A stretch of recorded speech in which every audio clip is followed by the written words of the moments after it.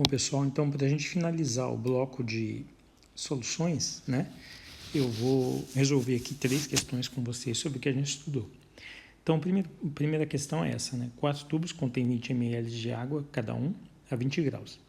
Coloque-se nesses tubos de cromato de potássio nas seguintes quantidades. Então, tubo A, 1 grama, tubo B, 3, 5 e 7 até o D. Aí o dado, né? A solubilidade do sal é 20 graus. Então, o que você pode observar? Falou em 20 graus aqui em cima, falou em 20 graus aqui embaixo. Então, a temperatura, ela não vai influenciar na resolução da questão, tá? Esse é um primeiro ponto. Mas vamos lá. É igual a 12,5 por cada 100 de água, 100 ml de água. Após a agitação, em quais dos tubos coexistem, né? Ou seja, existe ao mesmo tempo, nessa temperatura, solução saturada e fase sólida. Bom, se ele está falando em fase sólida, ele quer, na verdade, que tenha passado do limite, tá? Passar do limite. Então, claro que olhando assim rapidamente, você pode pensar, poxa, mas se a solubilidade é 12,5 e o máximo que foi colocado é 7, então em nenhuma, né, vai passar do limite. Pois é, mas é 12,5 para 100, então a gente tem que fazer uma regra de 3.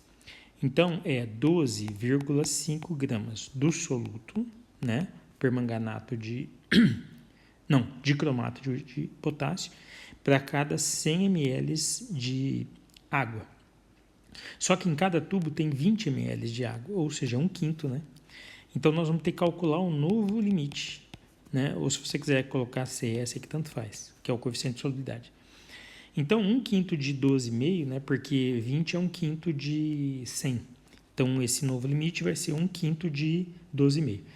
Vai dar exatamente 2,5 gramas, tá? Então, o que passar de 2,5 vai precipitar e formar corpo de fundo, né? Então, o que acontece? No primeiro tubo, o tubo A colocou 1 grama.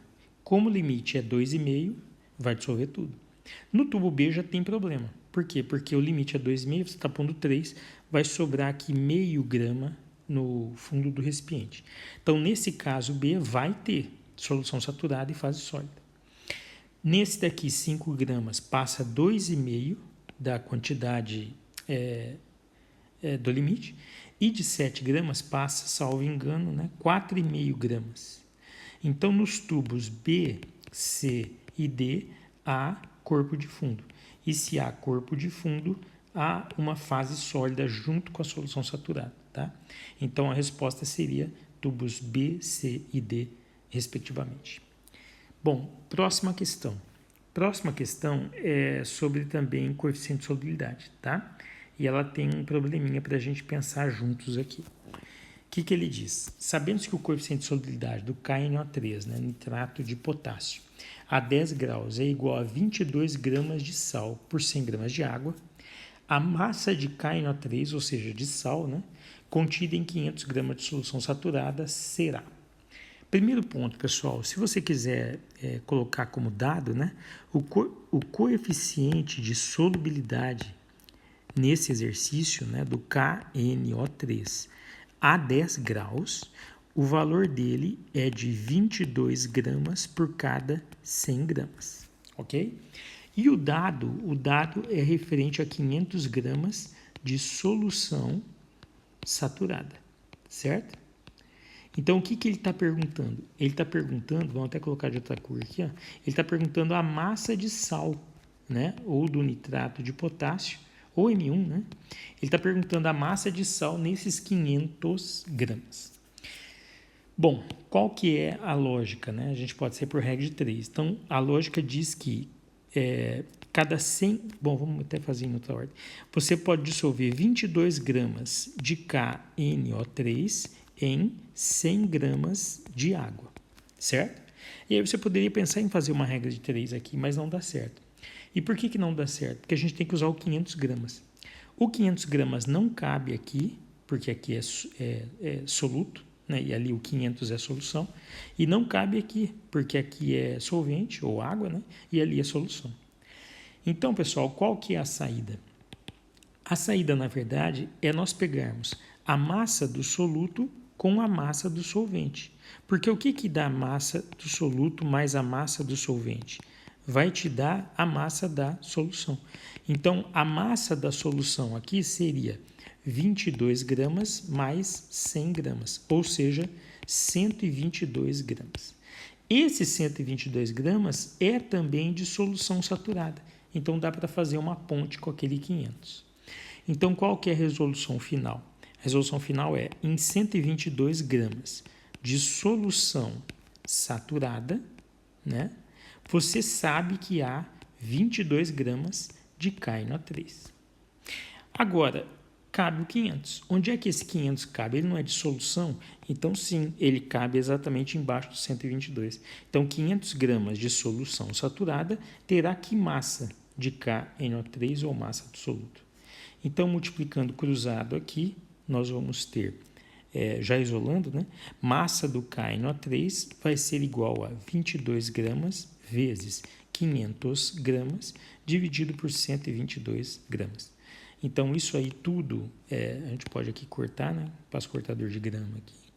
E aí, o que você vai fazer? Você vai fazer essa conta e vai dar aproximadamente 90 gramas. Então, em 500 gramas de solução saturada, há 90 gramas de KNO3 e o resto é água, né? Então, o resto em 500 seria 410 gramas de água.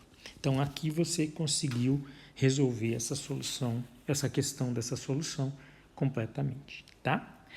E uma última que eu queria trazer para nós trabalharmos é uma questão do Enem, salvo engano, Enem de 2022, tá? Então vamos ler o que ele diz aqui, ó. O etanol é um combustível produzido a partir da fermentação de sacarose presente no caldo de cana-de-açúcar. Um dos fatores que afeta a produção desse álcool é o grau de deterioração da sacarose, que se inicia após o corte por causa da ação de micro-organismos. Foram analisadas 5 amostras de diferentes tipos de cana-de-açúcar e cada uma recebeu um código de identificação, esse RB aqui, né, SP. No quadro são apresentados os dados de concentração da sacarose e micro-organismos presentes nessas amostras. Então, olha aqui, pessoal, só para chamar a atenção de vocês, concentração em gramas por litro. Essa unidade é do C, né? Aquela que a gente estudou, a concentração comum. Show? Então, se você olhar só pela sacarose, claro que você escolheria a RB84, que tem 18 gramas por litro, né? Mas existe também a questão dos micro-organismos que atacam essa sacarose, certo? Então, o que ele escreve aqui embaixo? Pretende-se escolher o tipo de cana-de-açúcar que conterá o maior teor de sacarose 10 horas após o corte e que, consequentemente, produzirá maior quantidade de etanol por fermentação.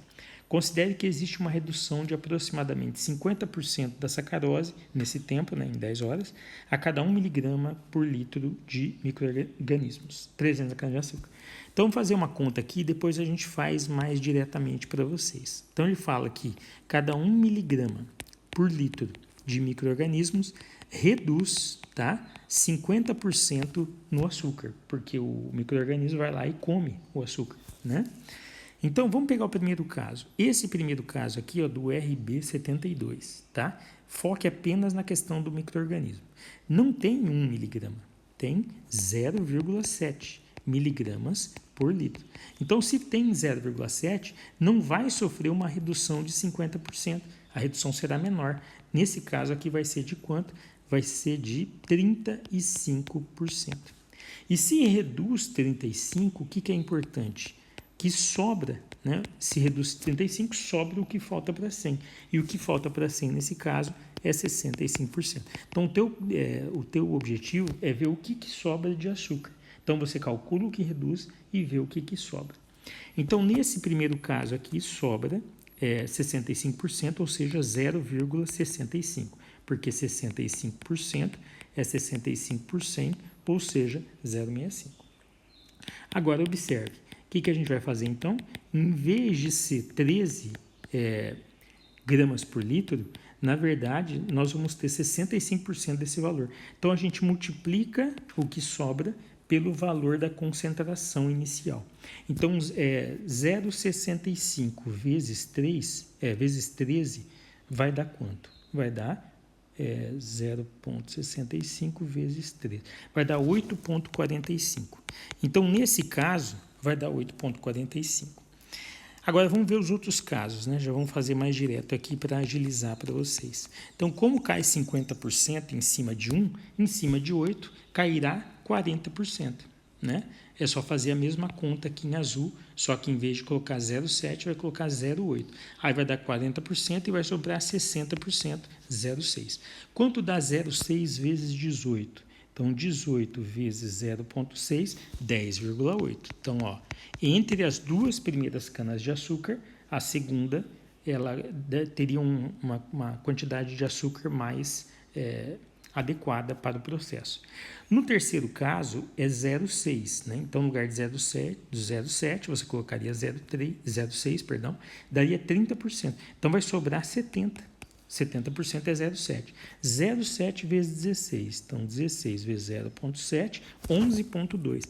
Então, olha aí, pessoal, entre as três primeiras, a que mais tem concentração de açúcar, por enquanto, é a RB92. Vamos para a SP79. Não é 0,5? Então, coloca 0,5 aqui no lugar do 0,7, vai dar 25%, sobra 75%, ou seja, 0,75. Multiplica 14 por 0,75 para ver quanto que vai sobrar nesse caso, 10,5. Perdeu. Então, ainda ficamos com RB92.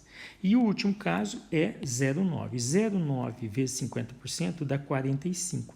Então, vai sobrar 55% ou 0,55. Multiplica 0,55 vezes 17, vai dar 9,35. Então, pessoal, essa aqui é a real quantidade ou concentração em gramas por litro após as 10 horas. Então, passadas 10 horas, essas são as quantidades de açúcar que vão sobrar na cana de no bagaço, né? Depois que o micro-organismo agir. Então, o maior valor está aqui, ó, é o RB92, portanto, letra